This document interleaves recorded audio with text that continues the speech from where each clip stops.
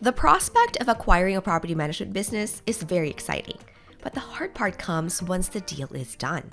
How do you handle the baggage that comes with a book of business? How do you protect yourself with the potential leaving of owners, of residents, and even employees? Our guest today has personal experience with all of this, and she will share with us how she handled this and came out on top. She's none other than Kathleen Richards, aka the property management coach and the brain behind PM Made Easy. As a reminder, this podcast is brought to you by 4.5. Since 2012, we have been helping property managers with marketing and to get owner leads through websites, SEO, content, reputation, paid ads, you name it. Visit 4andhalf.com to learn more. That's FOURANDHALF.com. And now, a quick word from today's sponsor. Now is the time to add pest coverage to your resident benefit package. CoverPest seamlessly integrates with your existing benefit package to give your tenants a world-class pest control service at a fraction of the normal price. Visit coverpest.com today and mention this podcast to get your startup fee waived.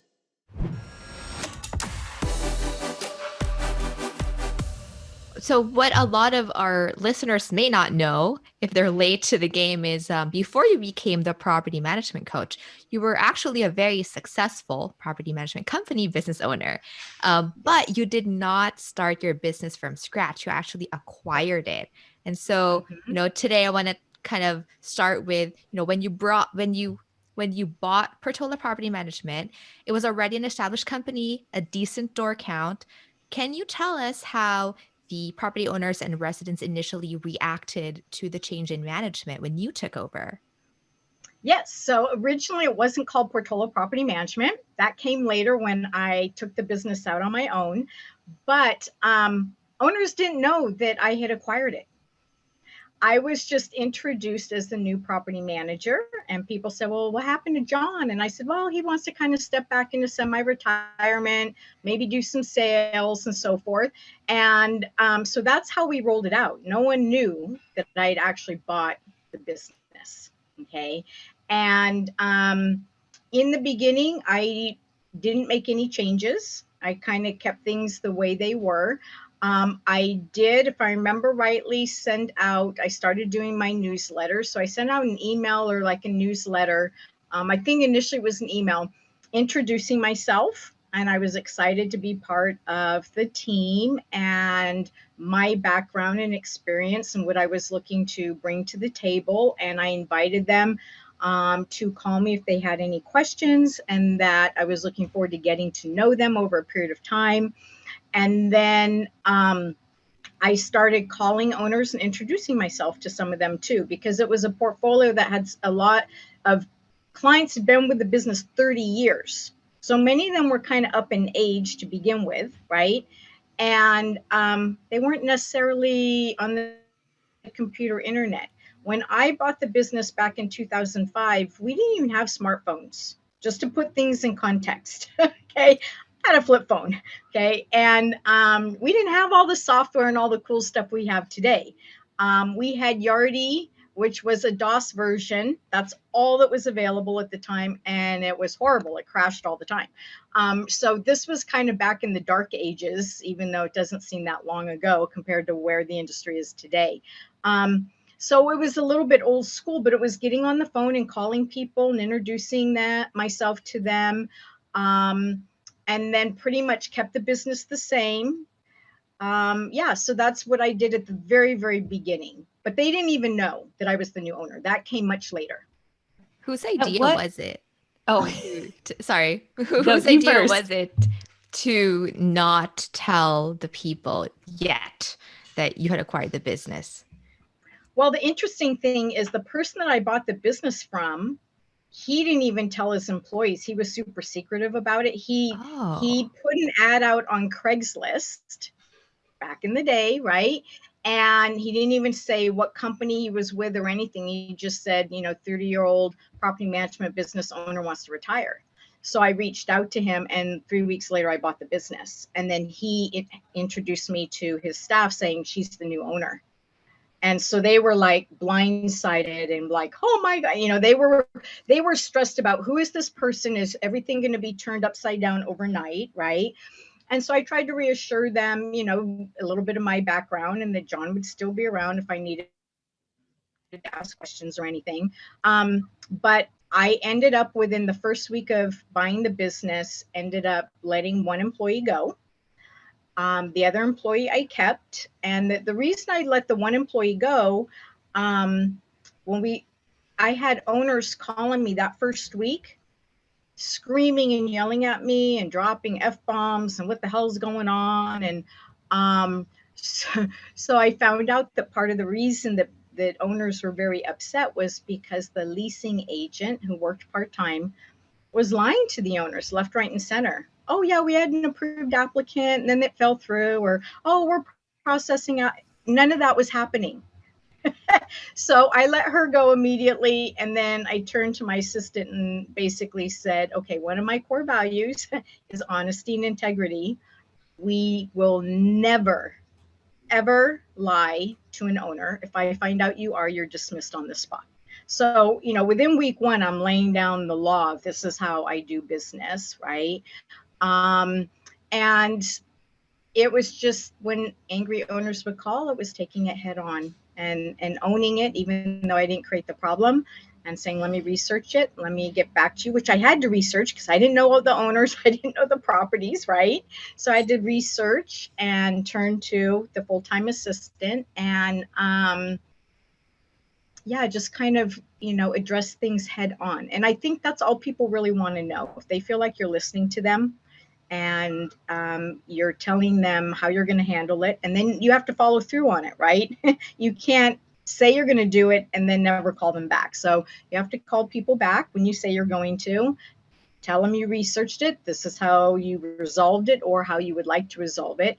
But I found that worked really well for me. How did employees react? Well, I guess first off, how many employees were in the company when you came in?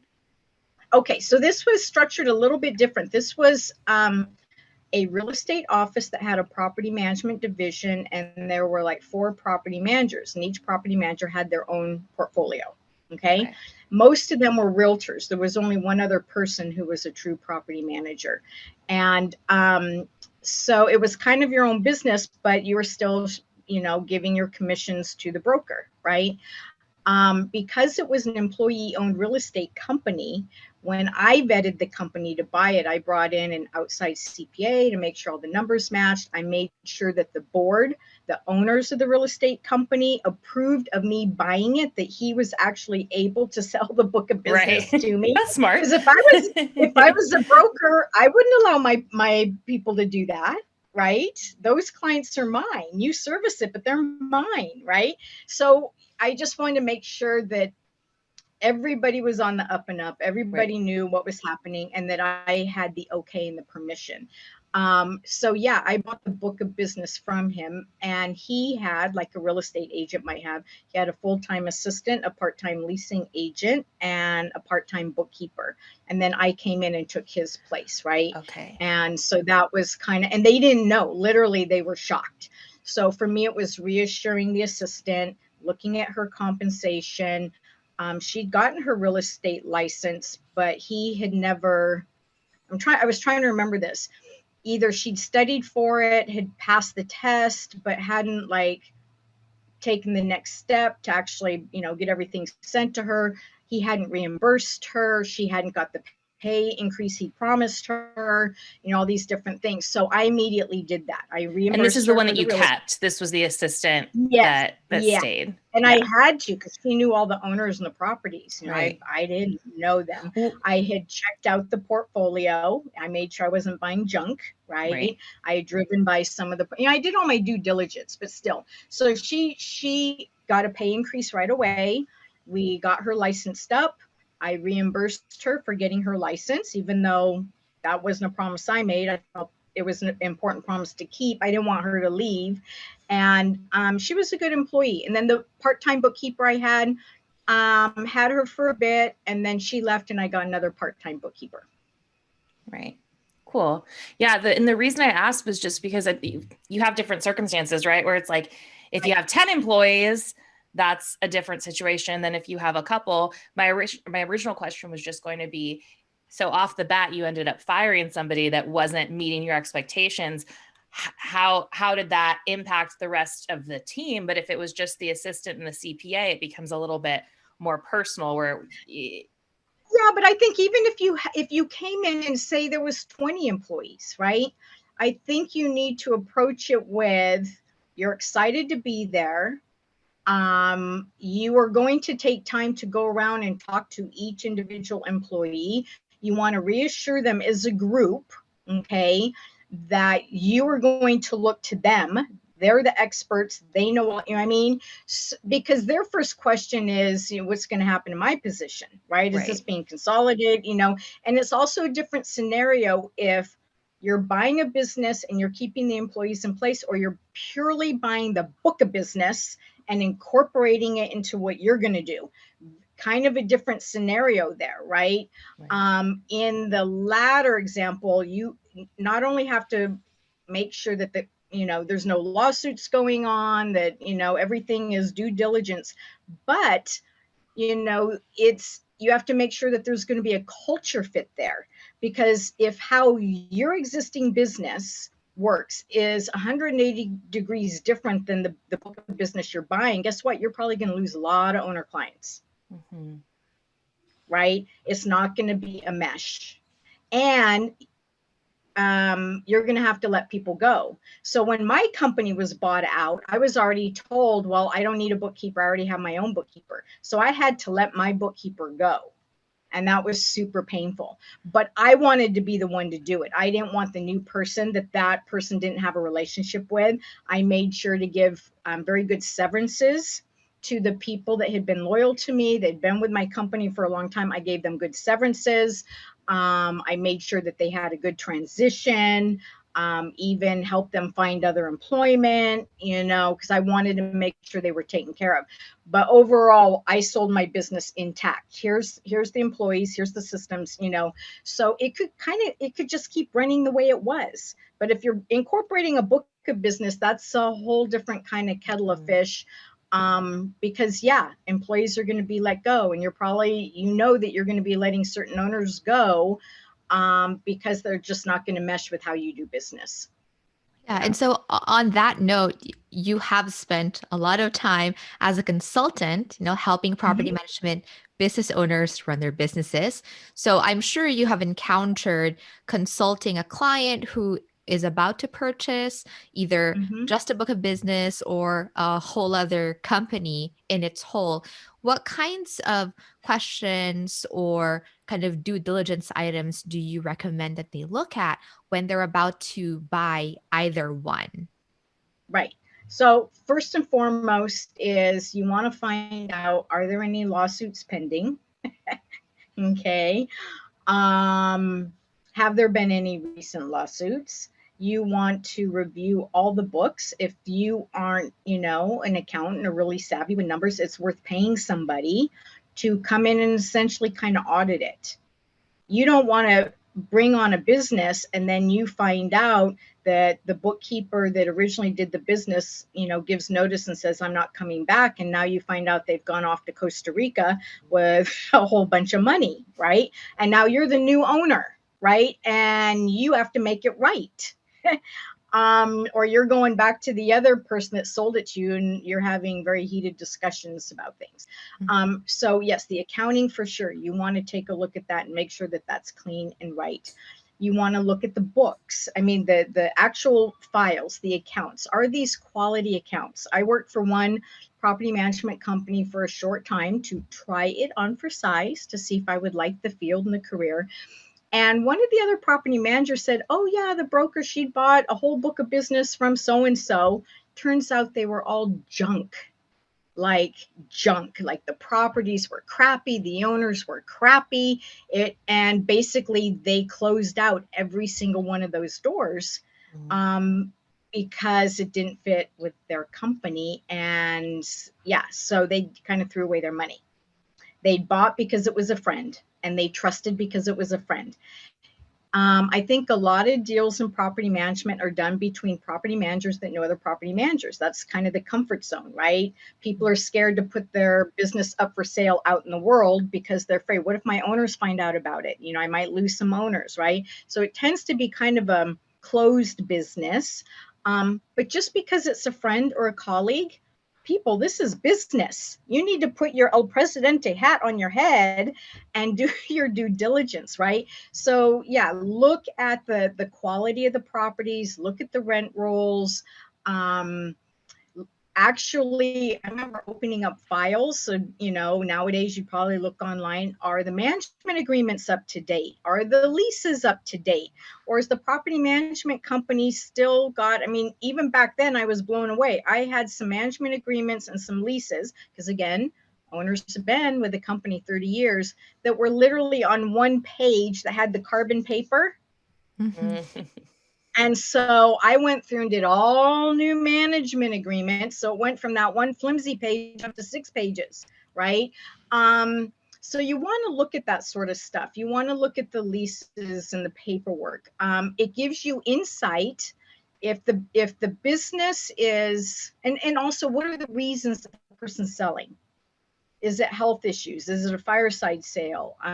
In my situation, I think he was burnt out. He'd grown it from scratch over that period of time. His method for solving a problem was writing a check. So anytime a tenant complained or an owner complained, he just got out his checkbook and wrote him a check.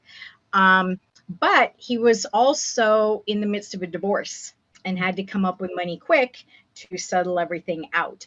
So did I pay a premium? No. Okay. And there was a lot of room for me to improve things, right? So you have to take all those things into consideration. Why is it that they're looking to sell?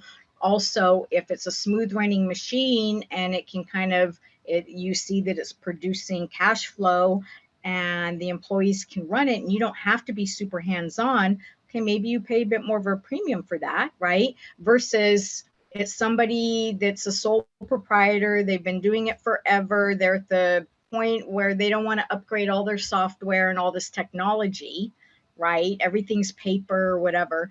I coached a client who inherited probably like 150, 200 doors when dad passed away. Literally everything was done on paper, like old school ledgers. It wasn't even in Excel. Okay. So would you pay a premium for that? No, of course not. Right. So those are some things that you would want to look at for sure and consider, take into account, you know, if you're looking at a business. And then also, does the owner want to stay on? Are they willing to do a transition period? Are you going to have what they call a clawback? Meaning on day one, when you buy the business, you have 100 doors.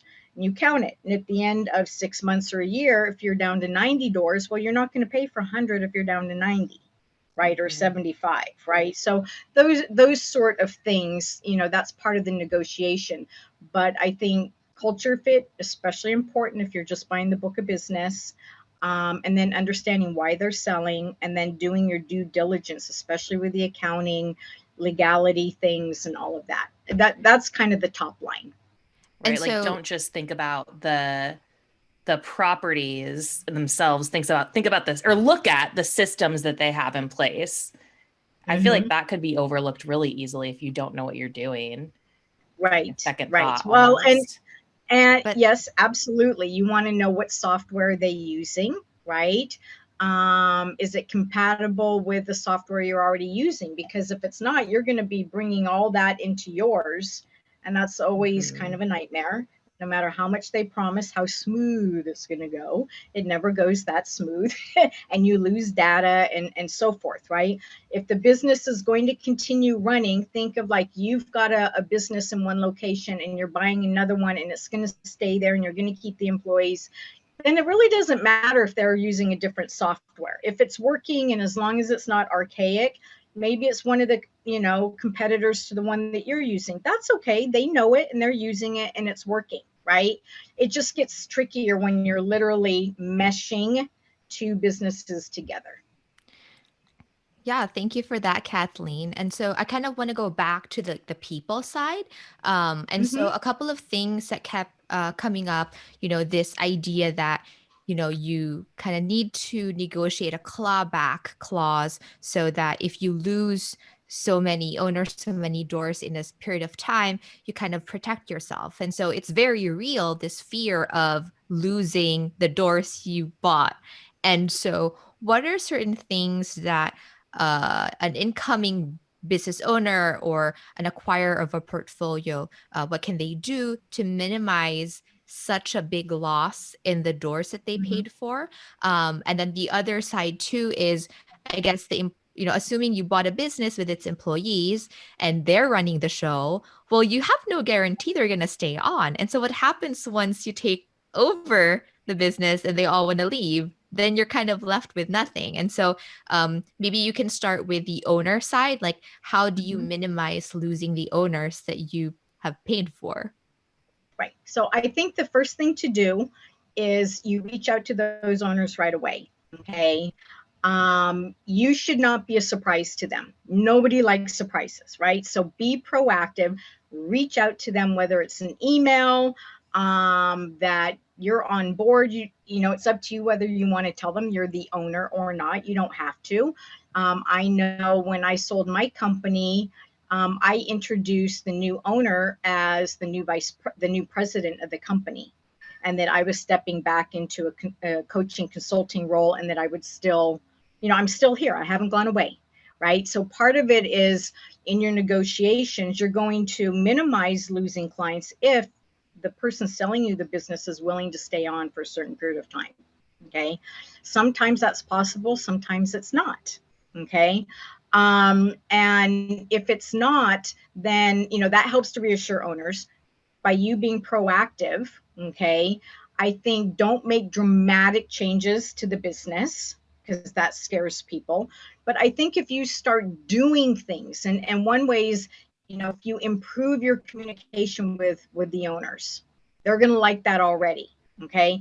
Or if you go through and you're looking and seeing ways that you could increase the revenue for the owners. So either the rents get increased, or you roll out some sort of system, or, tenant benefit package. I know that's big nowadays, right? Where, you're getting some proceeds. Maybe the owner gets a little increase too. They're not having to pay for it, right? They see an improvement with you. They're not going to be likely to leave right away.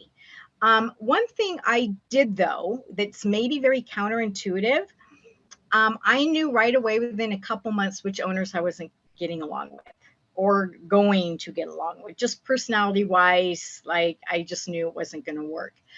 I went straight to them and I let them know that, hey, I'm the new property manager. I know you loved working with John. I just want to put it out there that at some point in time, it's okay if you decide you want to take the property back and manage it yourself, or it's okay if you even want to go to another property manager.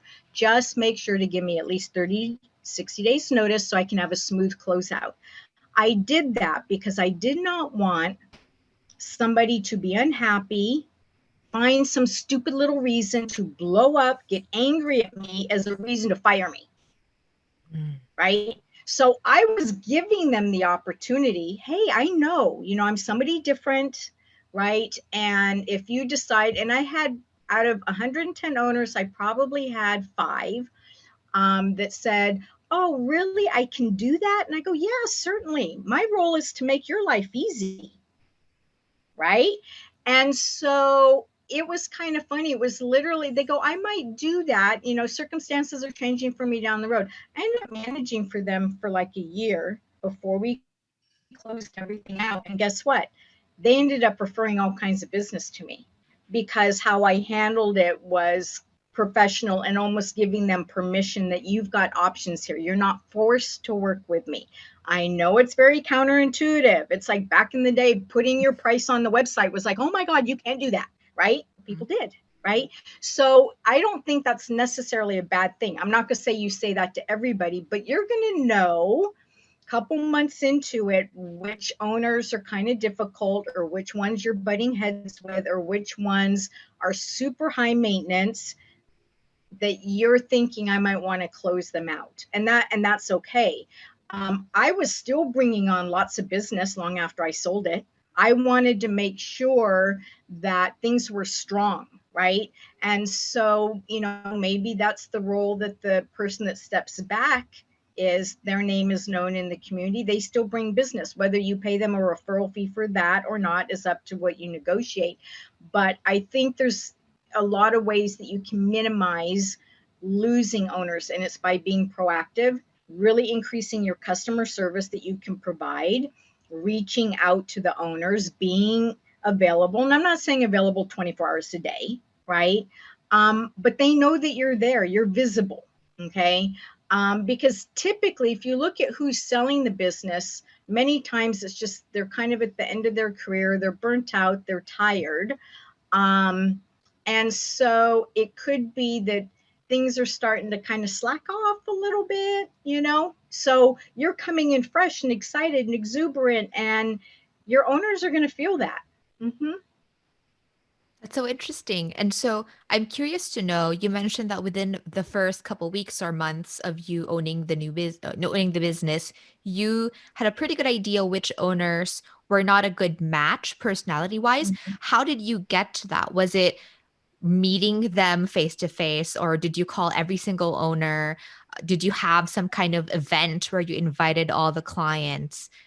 No, the bad ones present themselves. You don't have to go hunting for them. They're kind of in your face. Uh-huh. I think it was just some were bad behavior. So part of it for me was setting the ground rules. Like I said, I had some owners that were very verbally abusive. We even had a few tenants that were very verbally abusive. There'd kind of been a culture within the whole property management division that if people came in and screamed and yelled, they got what they wanted. So all you're doing is reinforcing that bad behavior. I'm 5 foot, and I can tell you within the first 6 months of buying the business, we had applicants coming in that were nasty and mean, and people at the front desk would come running back, Kathleen, can you come help us? And I'd come out there and basically I'm like, okay, this is the process. If you have a problem with it, then we aren't the company for you. And of course they get mean, they get nasty. I mean, I had somebody spit in my face once. I had somebody throw keys at me once.